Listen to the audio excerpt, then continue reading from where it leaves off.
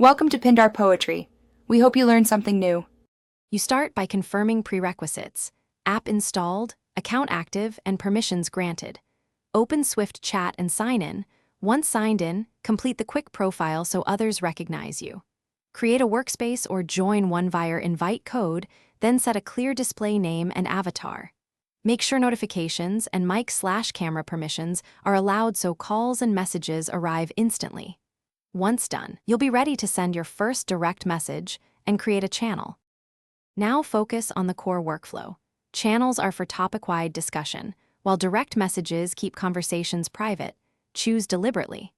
Compose messages with attachments and inline images, and use reactions for lightweight agreements. Start or follow threads to keep replies organized, and pin crucial messages to the channel header so everyone sees them. Search by keyword or filter by person to retrieve past content quickly. Once you adopt these habits, collaboration becomes faster, and finalize your setup by adjusting notification rules and setting a status so teammates know when you're available. This reduces interruptions. Turn on auto backups and two-factor authentication to protect messages and accounts. Before ending, review channel memberships and archive unused channels to cut clutter.